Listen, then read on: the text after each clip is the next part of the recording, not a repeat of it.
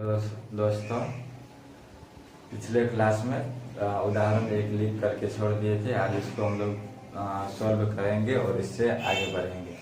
चलिए आइए देखिए। सबसे पहले इसको सॉल्व करते हैं कि 40, 52 और 12, 5, 76 का HCF यूक्लिड विभाजन एल्गोरिथम का प्रयोग करके ज्ञात करें।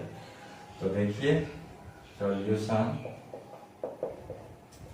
40, 52 और 12, 5, 76 का HCF ज्ञात करना है। सबसे पहले दोनों में देखेंगे बड़ा कौन है। तो बड़ा ये है, तो इसको ये A का वैल्यू हो गया। तो यहाँ पे इसको किस फॉर्म में लिखना है, A बराबर BQ प्लस R। यही ना विभाजन एल्गोरिथम दिए हैं, इस फॉर्म में लिखना है। तो चलिए यहाँ पे A का वैल्यू ये हो गया बराबर 12, 5, 76 और इसमें डिवाइड कितना से करना है, 40, 52 से। चलिए इसमें पहले करेंगे तो यहाँ लिखेंगे सबसे पहले स्टेप फर्स्ट में देखिए क्या कर रहे हैं, 1200। चलिए देखिए पहले सबसे पहले फर्स्ट स्टेप लिख लेते हैं, कितना 12, 5, 76 इक्वल टू ये किससे लगा रहे हैं, 40, 52 गुना। अब देखिए क्या आता है इसका भागफल। तो इसमें सबसे पहले कितना टाइम लगेगा, 3 टाइम। तो 3 टाइम लगेगा तो लगाइए 6। उसके बाद हो जाएगा 5 तिया 15, 5 हाथ में 1 यहाँ पे आ जाएगा और ये हो जाएगा 4 तिया 12। अब घटा करके होगा 0, 2, 4 इधर ये कैंसिल। तो ये हो गया रिमाइंडर। तो अब क्या करना है, इससे गुना करना है भागफल से। तो गुना भागफल प्लस रिमाइंडर शेषफल। तो कितना है शेषफल, 420। अब चलिए जब इससे ये छोटा हो गया तो अब इसको यहाँ पे लिख लेना है। अब इससे डिवाइड करना है। तो 40, 52 में अब 420 से डिवाइड करना है। तो 4 से इसका सेकेंड स्टेप लिख लेते हैं, स्टेप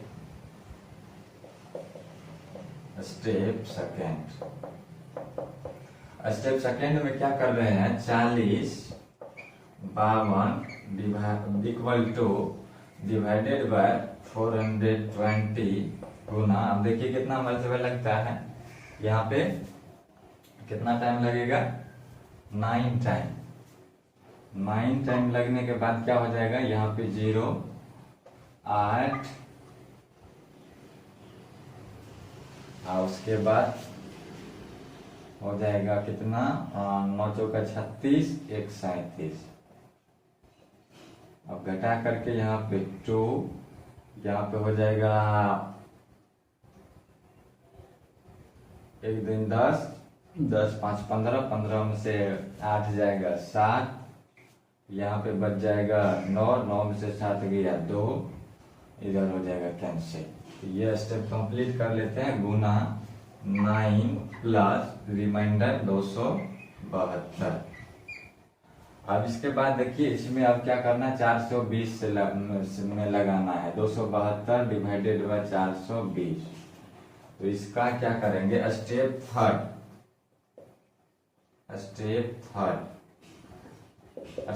थर्ड के लिए अब क्या कर रहे हैं, 420 इक्वल टू डिवाइड दे रहे हैं कितना से, 272 गुना।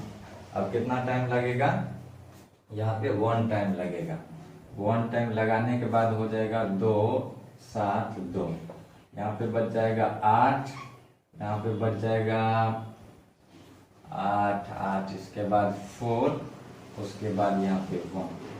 अब इसी चीज को हम यहाँ लिख लेंगे। सबसे पहले इसको कर लेते हैं, क्या हो जाएगा, 272 गुना 1 प्लस रिमाइंडर क्या है, 148, 148। स्टेप ये थर्ड कंप्लीट हो गया। अब स्टेप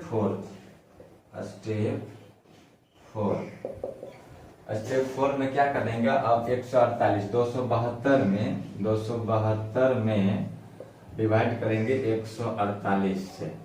148 से करेंगे कितना टाइम लगेगा, 1 टाइम। तो क्या होगा, 148।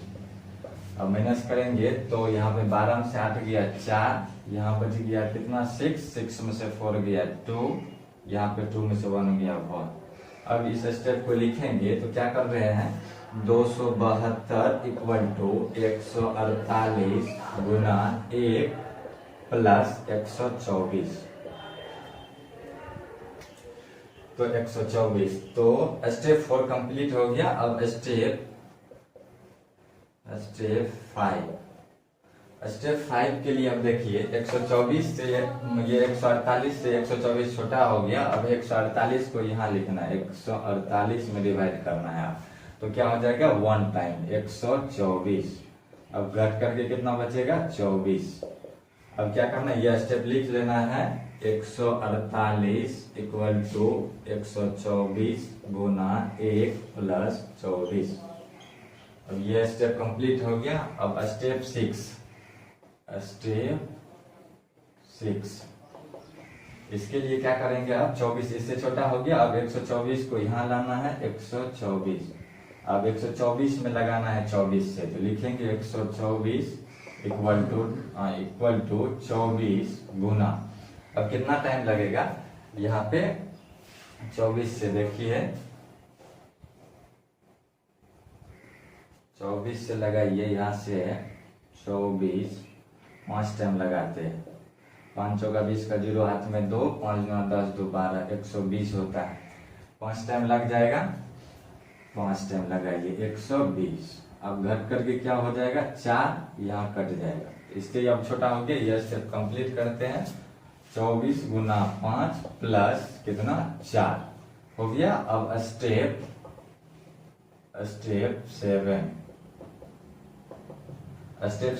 तो यहाँ पर बच गया 4। अब 4 से क्या किस में लगाना है, ये 24 में, खलिए 24 में 24। अब तो 4 छाके 24, जब तक नहीं कटेगा तब तक हम लोग लगाते रहेंगे। ये कट गया, अब इसका रिमाइंडर बच गया 0। अब स्टेप 7 लिखना है, क्या किए हैं 24 इक्वल टू 4 गुना 6 प्लस कितना 0 कर दिए। अब लास्ट में जिससे ये 0 आता है वही इसका क्या कहलाता है HCF इक्वल टू कितना 4। यहाँ किससे ये 0 हुआ है 4 से, तो यहाँ पे क्या लिखेंगे, अतः HCF इक्वल टू क्या हो जाएगा 4। यही हो गया आपका आंसर। ठीक है, इसके बाद एग्जाम्पल 2 करेंगे हम लोग। इसके बाद एग्जाम्पल जिसको उतारना है एक बार उतार लीजिए, चलिए जल्दी फास्ट कीजिए, जिसको जिसको उतारना है एक बार उतार लीजिए।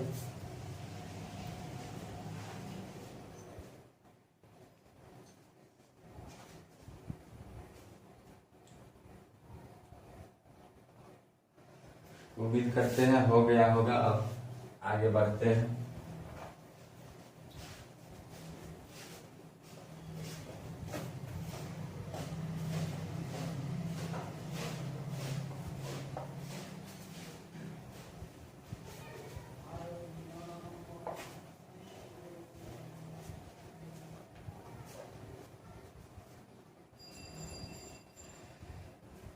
अब देखिए उदाहरण 2, उदाहरण 2।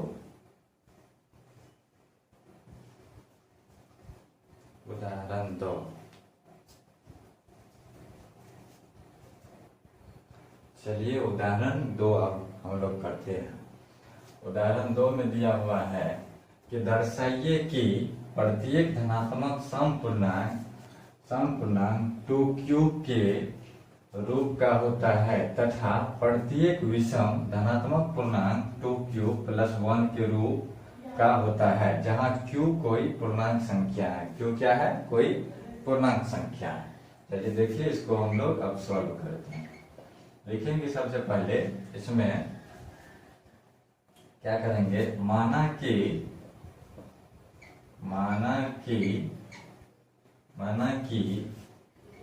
ए कोई धनात्मक पूर्णांक संख्या है तथा b इक्वल टू 2q है ना, तो इसीलिए 2 लेते हैं। b इक्वल टू 2 है जहां q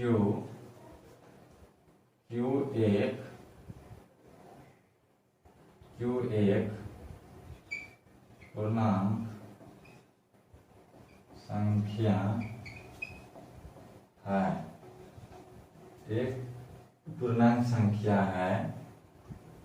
q equal to not 0 है, q इक्वल टू नॉट 0 है। तो हम लोग को क्या करना है, किस फॉर्म पे ले जाना है, यहाँ पे विभाजन एल्गोरिथम से लिखेंगे यूक्लिड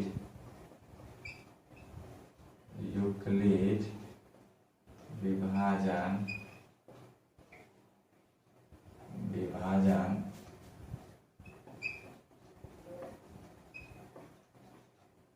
एल्गोरिथम से।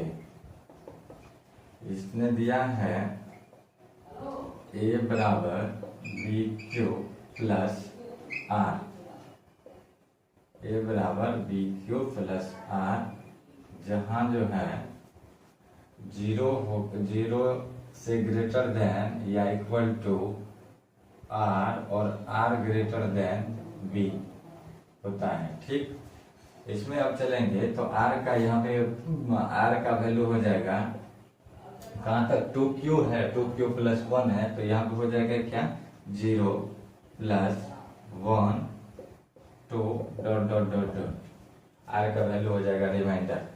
तो हम लोग फर्स्ट स्टेप देखते हैं यहाँ पे। तो A बराबर क्या हो जाएगा, A बराबर अगर हम लोग स्टेप फर्स्ट करेंगे तो A बराबर हो जाएगा, जैसे A मान लिए है कोई धनात्मक पूर्णांक होगा, तो A बराबर 2Q है ना, तो 2Q प्लस एक बार लेते हैं रिमाइंडर, R का वैल्यू 0 लेते हैं पहले 0, तो क्या हो जाएगा इक्वल टू A बराबर 2Q फिर यहाँ बचेगा 0 का तो वैल्यू नहीं होता है, इसीलिए यहाँ 2Q बचेगा। तो मान लेते हैं इसको समीकरण फर्स्ट। उसके बाद अगर स्टेप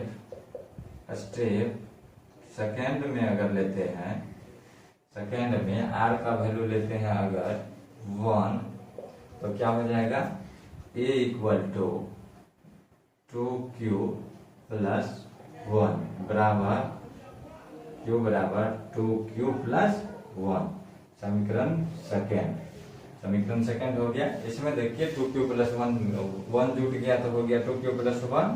अब क्या करेंगे, यही पूछ रहा था 2Q और 2Q प्लस 1 के रूप का होता है, आगे भी हम लोग चेक कर सकते हैं, लेकिन यहीं तक छोड़ेंगे। लिखेंगे अतः समीकरण फर्स्ट एंड सेकेंड से पाते हैं कि समीकरण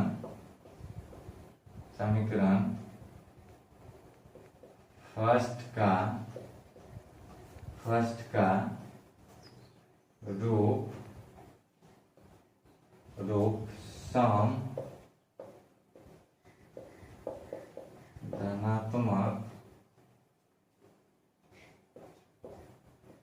धनात्मक पूर्णांक के रूप में है तथा समीकरण सेकेंड से 2Q प्लस R और 2Q प्लस 1 विषम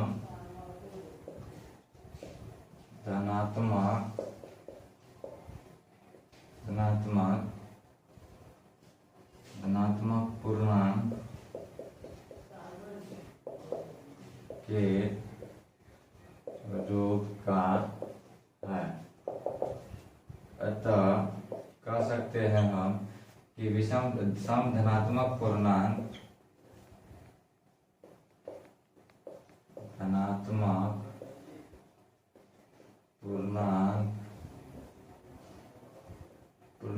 का रूप 2q तथा विषम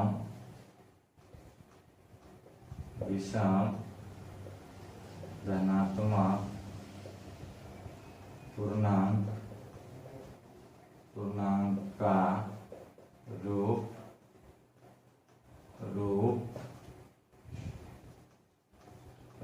हम ऊपर में यहाँ लिख देते हैं इस साइड में रूप 2q + 1 का होता है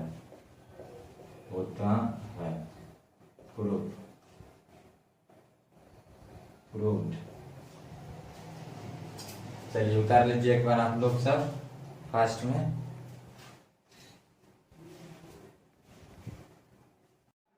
देखिए इसमें दिया हुआ है, दर्शाइए कि एक धनात्मक विषम पूर्णांक 4q + 1 या 4q + 3 के रूप का होता है जहां q एक पूर्णांक संख्या है।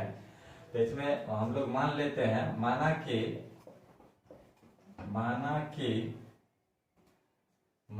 कि a कोई धनात्मक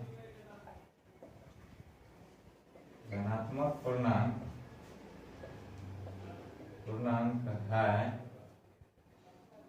तथा b = 4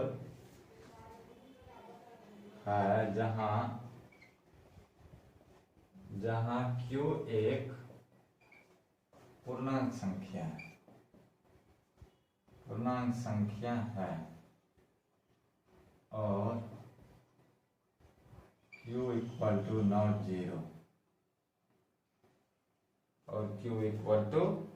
0 तो हम लोग इसको करते हैं अब यूक्लिड विभाजन से। लिखेंगे यूक्लिड विभाजन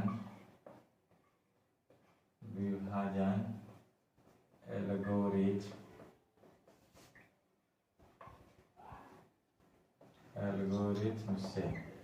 यूक्लिड विभाजन एल्गोरिथम दिए हैं कि a =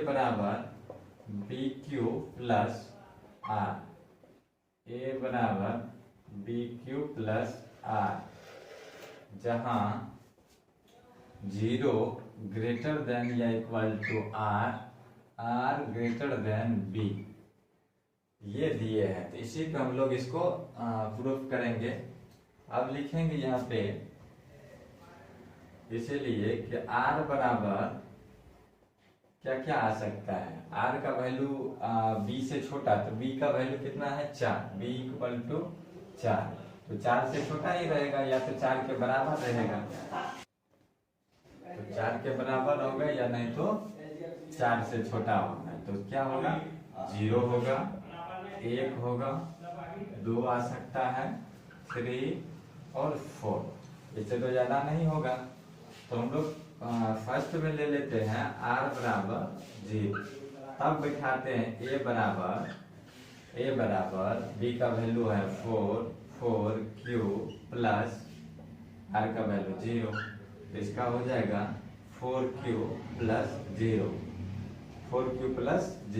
= 4q। इसको मान लेते हैं समीकरण फर्स्ट।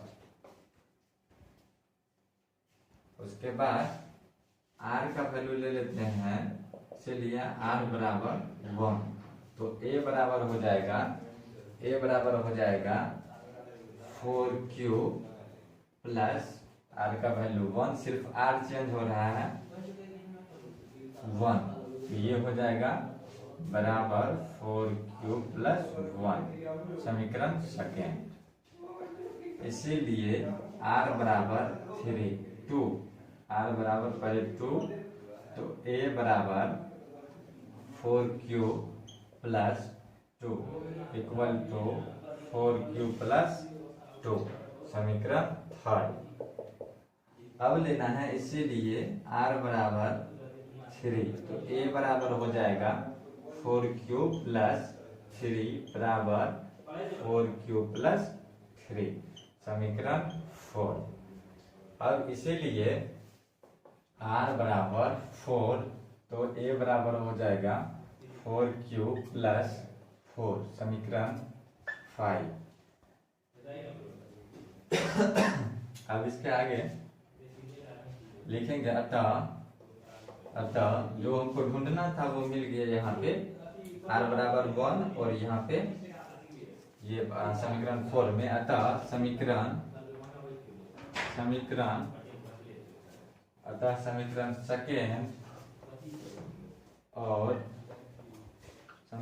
सेकेंड और 4 से हम पाते हैं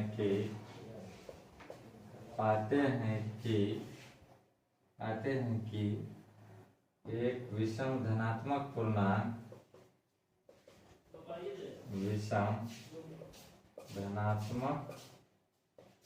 पूर्णांक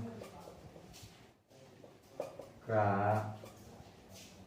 रूप 4 क्यूब प्लस 1 और 4 क्यूब प्लस 3 के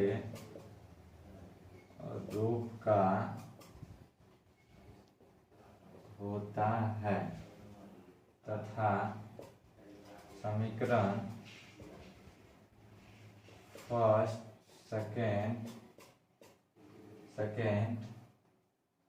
सेकेंड नहीं, थर्ड और 5 से पाते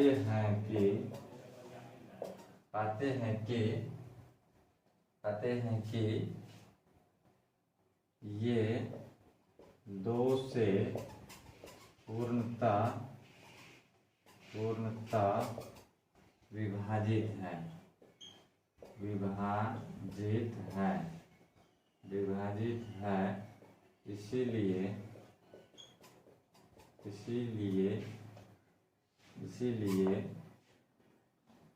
इसीलिए विषम धनात्मक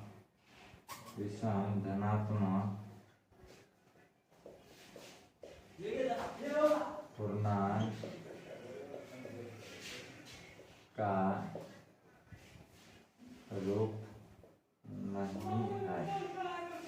प्रूफ एक बार उतार लीजिए आप सब, ये भाषा लिख लेना है।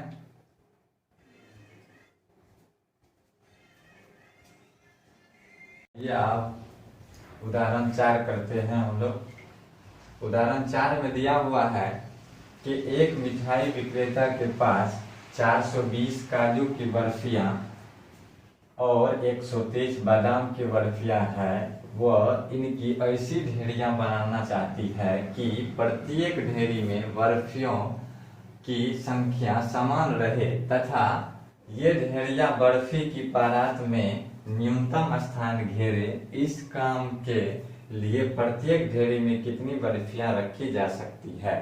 आइए इसमें हम लोग HCF ज्ञात करेंगे तो उसमें टोटल कितना, एक ढेरी में कितना बर्फिया होगा वो निकल जाएगा। तो हम लोग यहाँ निकालेंगे 420 और 130 में 30 का HCF ज्ञात करें। तो इसमें क्या करेंगे, तो किससे, यूक्लिड विभाजन से, यूक्लिड विभाजन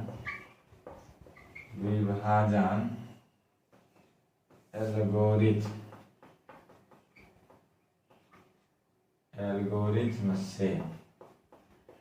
विभाजन एल्गोरिथ्म क्या दिए हैं, A बराबर BQ प्लस R। उसके बाद और कुछ दिए हैं जहां 0 ग्रेटर देन या equal to R, R greater than B।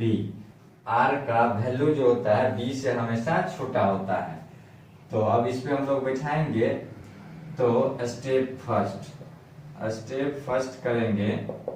Step first के लिए क्या करते हैं, सबसे पहले डिवाइड करेंगे किस में, बड़ा वाला संख्या में। तो बड़ा कौन है, 420 है, तो 420 डिवाइडेड बाय कितना, 130। ये फर्स्ट स्टेप का काम कर रहे हैं। तो 130 से इसमें डिवाइड करेंगे, कितना टाइम लगेगा, 3 टाइम। तो 3 टाइम लगेगा तो कितना हो जाएगा, 093। अब यहाँ पे बच जाएगा कितना, 03। यहाँ पे बच जाएगा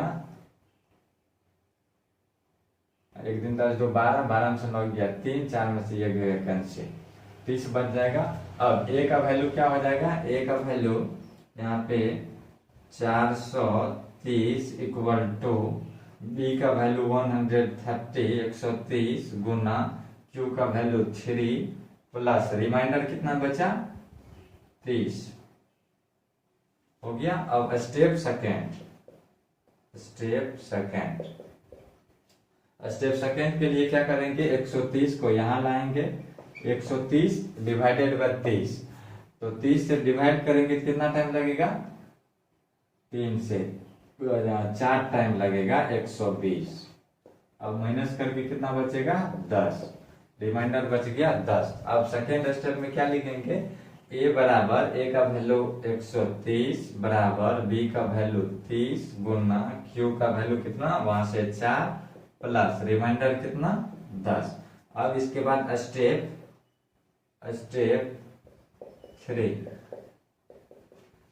3 के लिए क्या करेंगे, 30 को यहाँ लिखेंगे, 30 में अब डिवाइड करेंगे 10 से, तो 10 दिया 30, रिमाइंडर बच गया 0।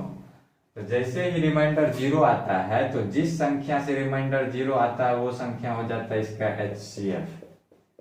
HCF हो जाता है। तो क्या लिखेंगे, थर्ड लिखेंगे 30 बराबर 10 गुना 3 प्लस रिमाइंडर 0, इसीलिए HCF बराबर 10। तो लिखेंगे अब अतः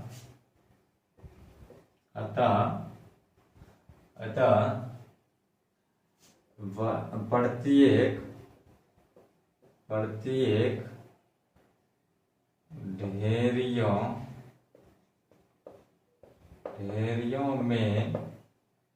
ढेरियों में बर्फियों की संख्या 10 होगी। यही हो गया आपका आंसर। चलिए नोट कर लीजिए एक बार। अब इसके बाद आगे हम लोग बनाएंगे फिर